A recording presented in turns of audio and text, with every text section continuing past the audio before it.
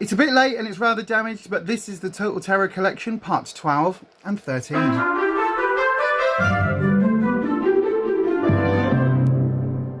Hi, it is Lisa from Beyond Authentic, Weird and Witchy, where our focus is on all things weird and witchy. Today, obviously, I'm going through this. Now, it has arrived. I have taken out the packaging. I must say, when this first started coming, there was a lot more care and attention to the packaging. It looked better quality and it was arriving in a better condition. Now, this looks like it's been kicked around the streets a little bit. But, you know, it is what it is. So then, first of all, let's go with the apology note. This is becoming a regular occurrence, isn't it? So, it says, we should have known. Yeah, well, we haven't got the crystal ball today. So, that's going to come in a future issue. Now, this is something that's been happening with every free gift, I think. Free gift in inverted commas. I think the only one that turned up on time was the candles that we got in, I think, the last but one issue. So, yeah, just piss poor planning, isn't it? Anyway, the next two cards in our Art Nouveau deck have come, and obviously they're bent and twisted, because what else would you expect from the Total Tarot Collection? So we've got the Three of Pentacles and the Three of Swords. I mean, you know, standard imagery. I wish this was a nicer deck because I love the embossing. I just don't really feel anything for these cards. Right, we've also got a thing saying that apparently I've opted in to some crystal magazine for $14.99. Well, I'm going to be opting out of that as soon as I work out which of these down here I need to do to opt out of that, because if you think I'm paying 15 quid for one of their illustrious magazines that tell you absolutely bugger all and information you can find online for free, just to get a bit of ropey old rose quartz that I can pick up in any crystal shop for about £5 or £6 a piece this size. So yeah, I'm going to be opting out of that probably later on this evening. Next up is the box deck for the vice versa tarot. I must say I know very little about this deck, apart from the fact, and it's hinted at the box here, you kind of get one image, which is the front of the image, and then on the back of the card is the scene from behind. So that's going to be interesting. I'm going to see, I'm not like judging this deck at all, because I've literally not looked at the deck yet. So I am going to see how that might change my my views on the readings if I use this deck, because there could be a reverse meaning, like an upside down, and a back of the card meaning because of this, seeing it from another perspective. So I think that's going to be really interesting. We'll see if the magazine goes into it. And of course, I've got the two bits of the deck, which we'll go through as we always do at the end. Right then, let's have a look. I've not looked at this at all, but you can see, look at this lovely, look at that lovely crease. But yeah, thank you so much for the way this was packaged.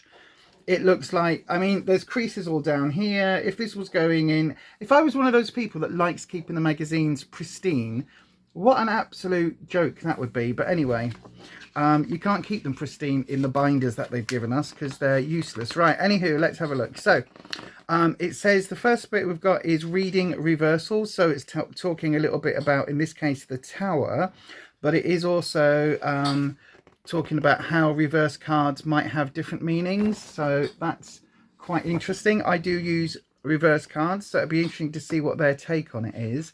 The card in detail is the Justice card, again from the Rider-Waite-Smith deck. Goes through some details about the Justice card. I normally have issues with some of these. The symbology that they use is a little bit, it just doesn't match really for me in my experience. But it talks about symbols. So it says sword held in Justice's right hand. This symbolizes rationality, logic, decision, and impartial judgment. So if you think a sword is an impartial judge, I mean, good luck to you. I would have said the scales are more of an impartial thing, weighing up. The sword, because it's double-edged, can be both famine and feast. So the sword in most tarot decks is seen as the suit that is all about challenges, obstacles, but also ideas, because sometimes that challenge comes in the form of a new idea. So yeah, I mean, I'm not going into it, because every single issue with these card in details, I go, no.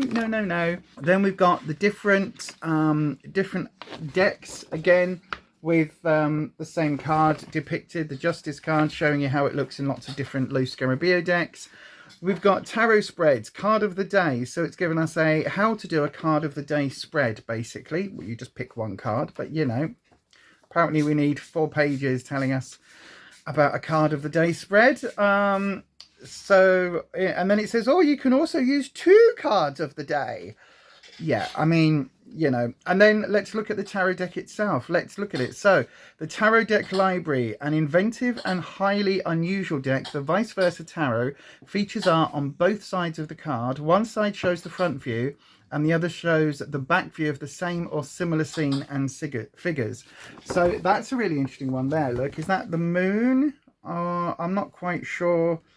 That could be the Empress card, actually. I'm not sure. The front of the 9 of Pentacles. Oh, okay, it's the 9 of Pentacles.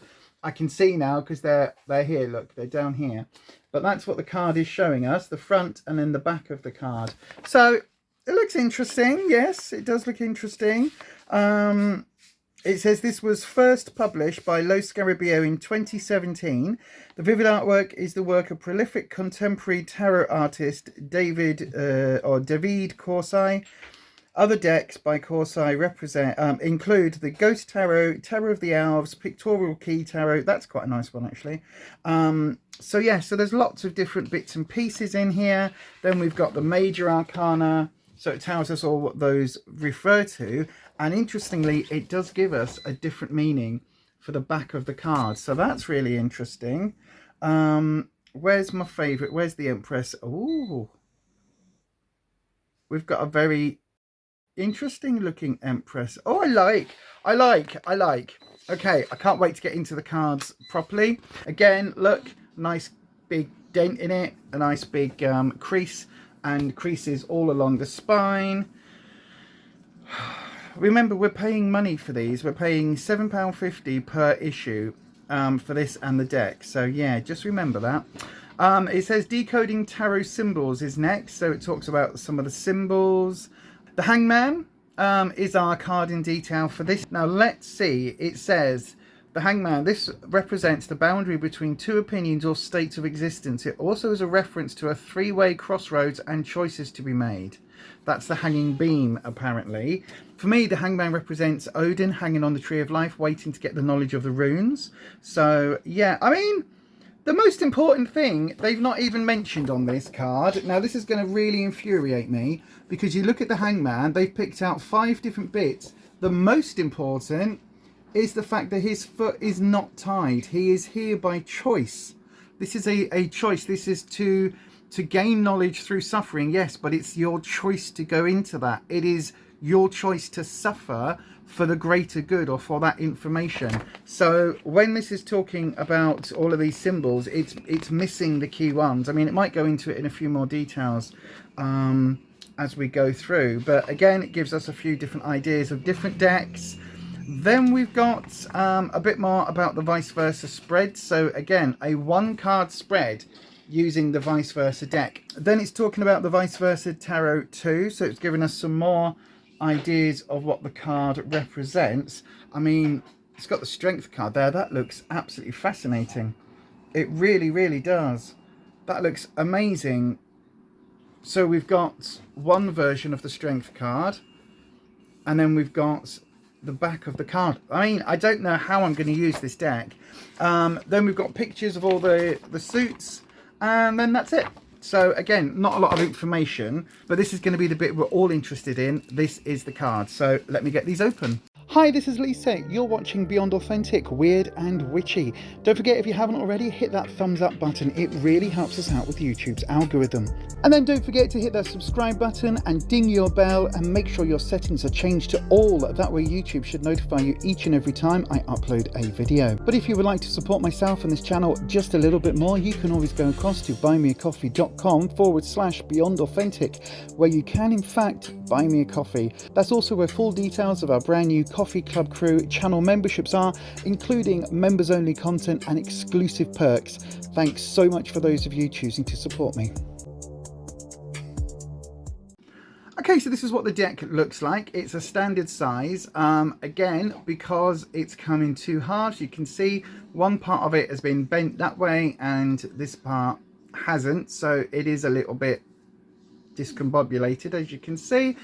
But, you know, it's, I mean, I'm sighing and I really am quite disappointed in a lot of the way that these decks have been sort of, in the way that they've been shown and delivered, and just the lack of care that's gone into this sort of this set. But yeah, I mean, anyway, it's another deck, isn't it? And this does look like a really interesting deck. So we've got our front card and we've got our Total Tarot Collection sort of backplate card, if you like. So I'll pop those on there. Right then, so let's have a look at the first card. So we've got the Fool. That's the standard image. But then we've also got the Fool in a nighttime image. This is going to be fascinating to see how the cards come up in which depiction. So that's really interesting. On the front of it, I would say this is the more standard depiction. You can see that the Fool, it doesn't look quite as precarious. It doesn't look like he's about to fall off and you can't see the dog. Whereas on the evening side, on the back side of the card, you can. Interesting. We've got a nighttime depiction of the Magician holding a glowing wand. So again, that's quite a standard sort of image almost. But then we flip the deck and so you can see, is this sunset and this is nighttime, or is this sunrise? Is this the dawn? I do like the idea of these cards, you know. It's really cool. So the High Priestess, quite a standard image. Oh, okay. So yeah, standard sort of High Priestess. And then the flip side, that really does look liminal, doesn't it? Standing in a doorway, almost like a gateway, like a portal somewhere. The Empress, so my favourite card. This is not my favourite depiction of the Empress. Looks a bit barren for me. The Empress is supposed to be a really nurturing, kind of warm and abundant sort of image. That doesn't really have it, but the reverse, that kind of has it a lot more. I wish they'd actually flipped the central thing so that this background plate had the Empress like this, and that was the nighttime one to show the back of it, because to me the Empress is all about this sort of abundant feel, this sort of yeah, all of the wheat and the growth. And there's a little bit here, it looks almost like an atomic bomb explosion, but I think it's supposed to be a tree. Right, the Emperor, we've got a very dark, foreboding Emperor on this side, and even more dark and foreboding on the other side, where we've got a fire going in the background. Again, daytime, nighttime, so I like those sort of depictions, but interesting that we've got that fire there. I'll have to read and see what that one's about. Oh, now this is a very interesting Hierophant card. Look at this.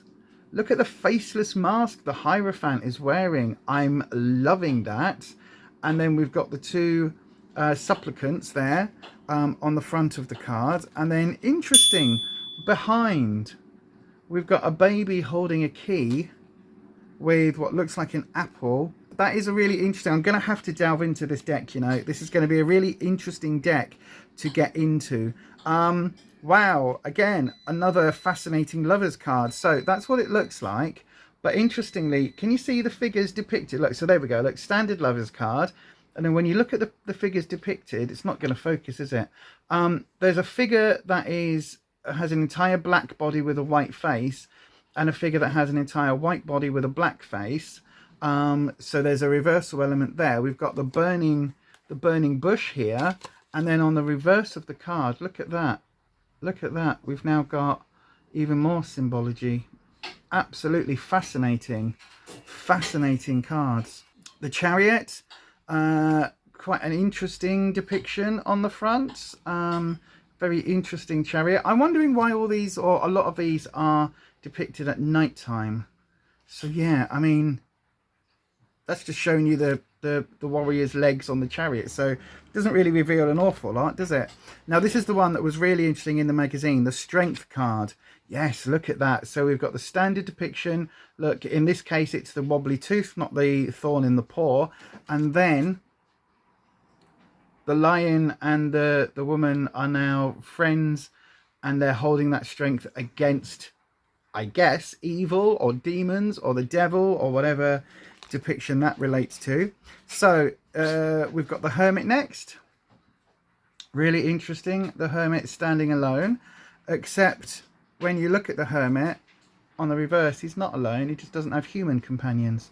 So there are animals around him. He has animal companions. There is the man in the moon, or sort of the moon goddess there. So the Hermit is never alone. So that, I think, is a really nice, I prefer the back side of that card, actually. That's really cool. The wheel, so the Wheel of Fortune. Okay, interesting on the front. Wow. Okay, interesting on the back as well. So we've got that depiction. So we've got these animal-headed figures. And then on the back, we've got the Magician in front of the wheel holding an ankh. So yeah, very sort of Egyptian type imagery coming through with this deck.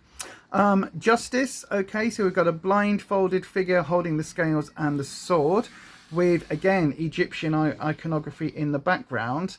And then on the back of it, it now looks like, could this be a different day? Could this be afterwards? Because we've got the back of the chair where the sword is now resting and the scales are on the floor.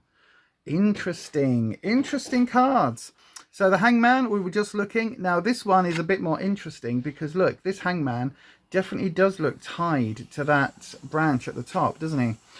So that's the Hangman. And then the reverse, or the back of the image, now has these figures coming and looking at or helping the Hanged Man. And there's also some other bits and pieces here on the floor that represent probably the elements and things. I'll have to have a look into that a little bit further.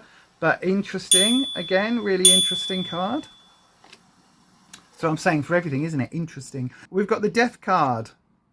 Oh, I like. So standard depiction of the Death card. Now, as we know in tarot, death means transition. It means a massive change is underfoot. So this time we've got two figures here in the deck, and we've got the blazing eyes of Binky look. And then on the flip side, we have new life depicted. So we've got some sort of, I'm not quite sure whether this is a person depicted or a tree or an animal or something in the center. I can't quite make it out.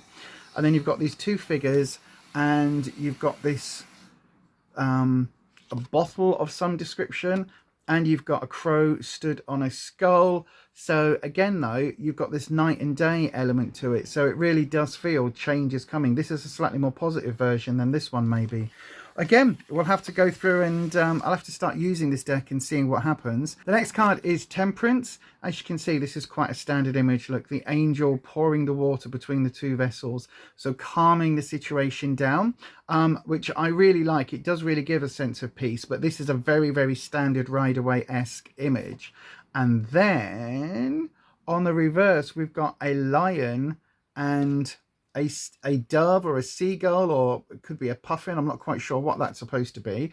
And they're sort of sat quite calmly. And then you've got this doorway here, which isn't actually depicted on the front of the card. So again, more liminal safe spaces maybe. We'll have a look into these in a lot more detail. I'm saying that for every single card, aren't I? I am really interested in using these. So the Devil card, really interesting again. It's a different depiction of the devil than what we saw in that other card, isn't it? In the Strength card. So this is the devil. You can see these two figures here. Are they chained?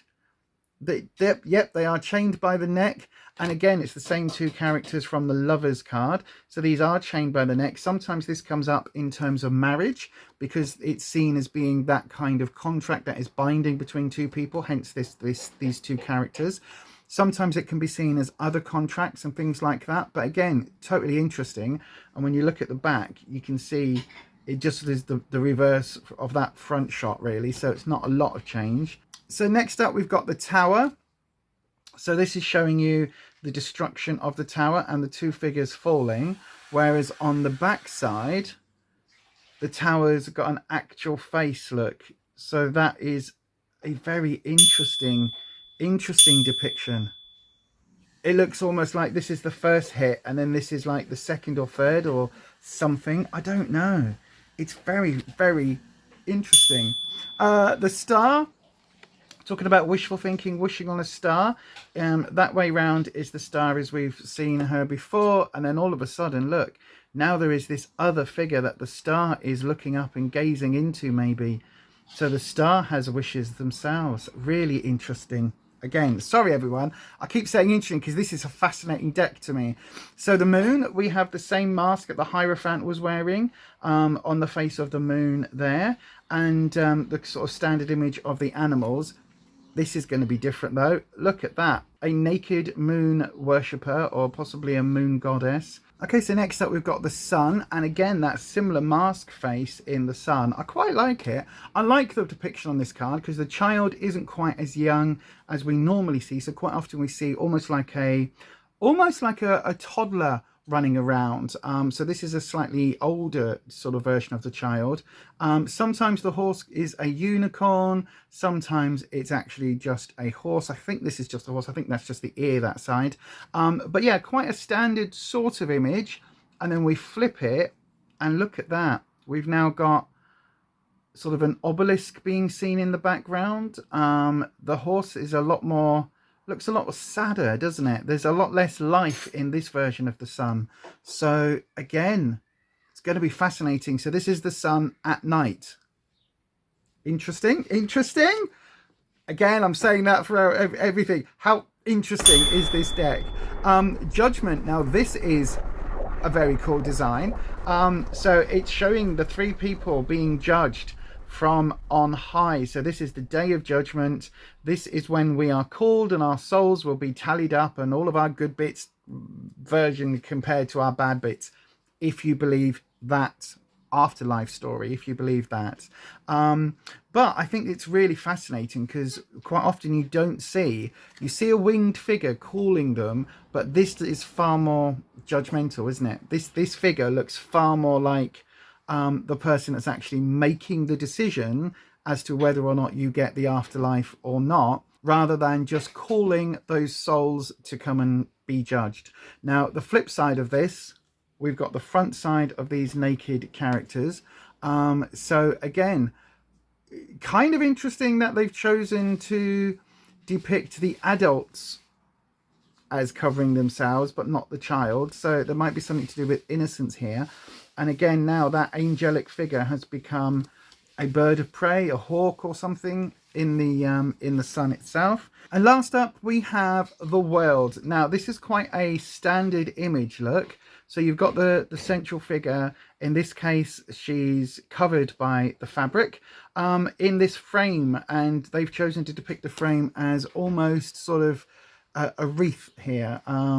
We've got a couple of candles in the background, candles in the image as well, either side. So yeah, just kind of an interesting take on the world, nothing earth-shattering. And then the flip side of it is just the back of that image. So not the biggest change for this card, ending the sort of the majors. But, you know, it is quite a change. So then let's have a look very briefly at some of these other cards. So we've got the Ace of Cups, which is just a fountain. And then at nighttime from behind. I'm not going to show you all of these. I mean, this one's interesting. Look, so we've got the Three of Cups. Often it talks about community. And then when we flip it, we can see elements of that community. So the Five of Cups.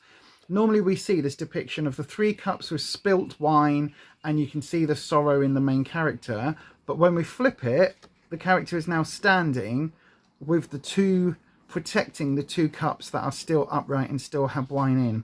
So that's a really interesting depiction of the card. Again, I'm going to do a little bit of research to work out how best to use these. Right, let's look at Pentacles then very briefly. Pentacles, we have, I'll show you the Ace. So that's what that one looks like. And then from reverse, it shows you the amount of work or study. So I think this is a really good, it's really interesting, isn't it? Again, that bloody word. But it is really fascinating because look, you've got this garden depiction. Is this a walled garden? Is this a maze? What is going on here? It looks like luxury, doesn't it? Like some walled garden of a fancy house. And then is this the front of the house? Is this what's behind? You know, you are looking at your nice country manor. Who knows? Who knows? But then we'll skip forward to, maybe we'll go to the Queen of Pentacles, because she regularly, for me, kind of has a very similar energy to the Empress. So yes, oh look, very, very similar energy, similar position. Actually, I think I would prefer this depiction of the Empress than the one we got. I love the stag horns on her crown, and then the reverse is the same one at dusk. That looks beautiful, doesn't it? But you can see here, look, this pillar has been toppled a long, long time ago. So this is an ancient seat of power. I love that card. Love that. Right then. So wands, we've got that fire energy coming through. Look, really, really interesting with that lightning hit in the background, denoting that fire energy. And then on the back of the card, we've got the sun giving us that same. But look at that sun coming through the mist there in the background. Now, for me, wands is all about security. It's all about your protection, your self-esteem, your self-worth, all of those things, who you know yourself to be. I mean, that's a really interesting card. Look, so we've got the 10 of Wands. This is what the front of the card actually looks like. So you're carrying the burden, you're carrying that, you're building that sense of security, you're taking that with you effectively. You have built it up over time. Look how heavy these look. And then look at that figure there. You can see the reverse image. Even through nighttime, you've got this statue there watching over. So is this your sense of control? Is this your sense of confidence? Is this your authentic self watching over you, the self that you know yourself to be? Going to be very interesting. As I say, it's going to be a very long journey with this deck, I think, before I can use it fully. So then the Ace of Swords, we've got the crown floating there. And then here we've got a bird of prey carrying a wreath. Now, the Three of Swords is a really classic design. The standard design that you'll see everywhere is a bit more like this, which is from the Golden Art Nouveau I showed you earlier. In this case, we've got the heart depicted on a shield, and these three swords are piercing the shield. And then, of course, when you reverse it, look at that. Does that not look like a wartime sort of image where it's, you know, the battlefield is quieted, and now it's just raining and the rats and the crows are going to do what they do. So yeah, interesting cards. They really, really are. Again, let's count up how many times I use the word interesting in this deck. So these really are very, very different cards. I love the fact that they've got this double meaning with having the images on the back of the cards. So I think what I'm going to do is I'm going to do a bit more research into this deck and go through the magazine for once and actually go through what it's telling us the meanings are, and then try and come up with my own story and see how that fits for my own way of doing the tarot. And then I'm going to work out whether or not, for me, the reversal is just going to come if it's that way round, or whether I'm actually going to also include an upside down reversal. So that's going to be a journey for me with this deck. Overall, this collection has cost me £15 or thereabouts. And do I think it's worth it for this particular deck? For this deck, yes, I do, because this is a deck that I do find really interesting. I know, I was looking for another word, but I do find it to be a really curious deck, and I can't wait to see how using this deck actually impacts and will change my knowledge of the tarot as a whole. I think the magazine for once is useful because it does have those more detailed depictions and descriptions of the vice versa tarot and what the flip or the reverse, the backside of the cards actually mean. So that's going to be really interesting to read. I kind of wish though that we did get the little white books in the boxes, partly because it means the boxes are a lot less stable because they're designed to have that in. And as you can see, they just rattle around in there, which means that the boxes don't hold their shape as well. The lids open much easier. And so, yeah, it's just not ideal.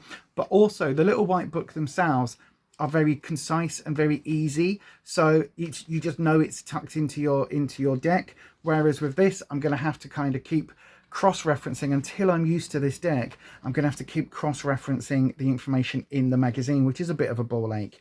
Added to that, my personal copies of these, as you can see, are quite battered, as I've already shown you, twisted and creased and, you know, quite mangled. As you can see, this is the leaflet that came in. And I do think that partly that's because they didn't care. For me, it doesn't really matter too much about the magazines. I'm not getting this series for the magazines. I am just getting it for the deck. But again, once again, I have to note another free gift that we pay for in our subscription, that is going to be delayed again. That's another sign that perhaps there isn't the care and attention to detail put into this collection overall. But I've got to say, to get this deck, I'm quite happy that I am still subscribed. Let me know your thoughts and feelings down in the comments section. There should be a card coming up here with more of my Total Tarot collection reviews, and I will see you on the next one. Take care.